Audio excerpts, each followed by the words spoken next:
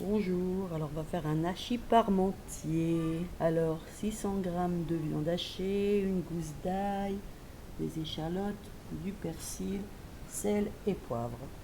Et ainsi que 4 carottes et une dizaine de pommes de terre. Alors on va cuire les pommes de terre et les carottes dans un cuit-vapeur.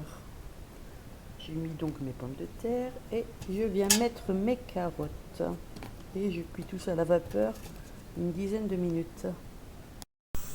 Alors dans une poêle, on met un peu d'huile et on vient mettre les échalotes, l'ail. On attend une minute, après on vient rajouter la viande.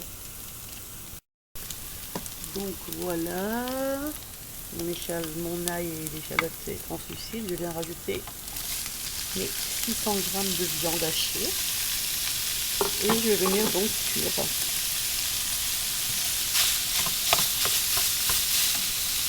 Donc je poivre.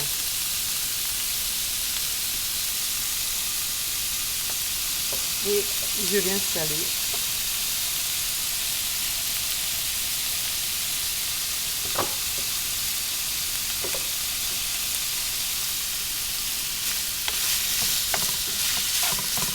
Voilà, donc c'est parti pour la cuisson de la viande. Voilà, j'arrive en fin de cuisson, donc je rajoute mon persil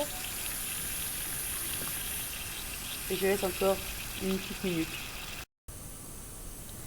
Donc après cuisson de ma viande, je viens tout mettre dans un robot et je vais mixer le tout.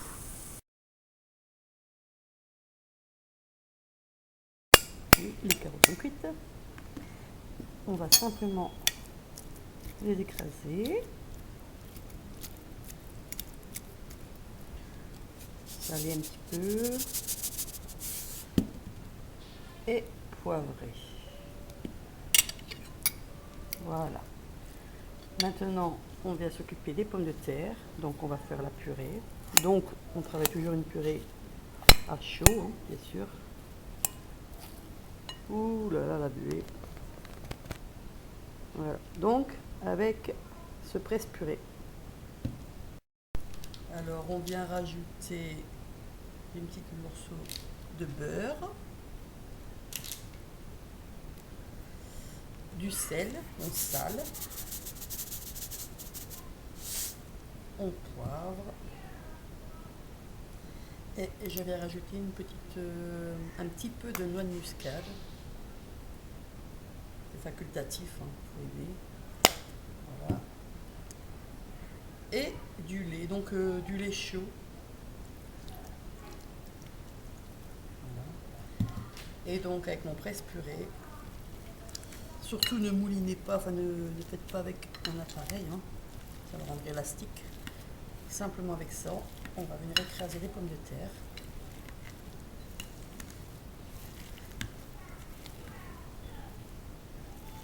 Une purée à l'ancienne.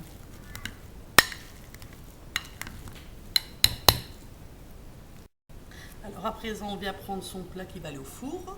Je l'ai beurré. Je viens mettre ma viande que j'avais mixée. Voilà.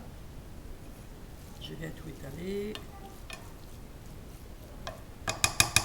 Ensuite, je viens mettre mes carottes. Je disperse partout mes carottes.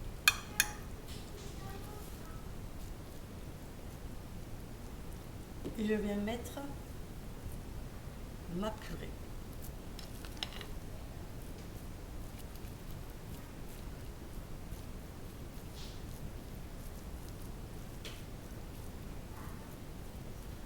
Alors voilà, hein, une purée rustique. On fait même les traits, on s'amuse.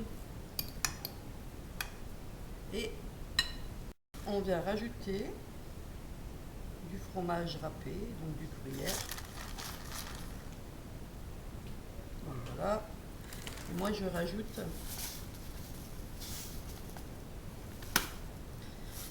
un peu de chapelure.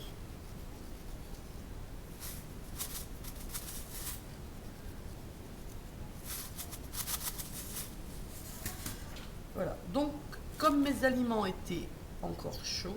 Je vais mettre au four pendant 20 à 25 minutes. Par contre, si vous préparez bien à l'avance, car vous pouvez préparer ce plat à l'avance, vous mettrez au four plutôt pratiquement 40 minutes pour que tout se chauffe bien, tout chauffe bien. Donc là, moi, c'est parti au four pour 25 minutes à peu près à 210 degrés. Donc voilà mon plat sorti du four après 25 minutes à 220 degrés. Et donc bien gratiné.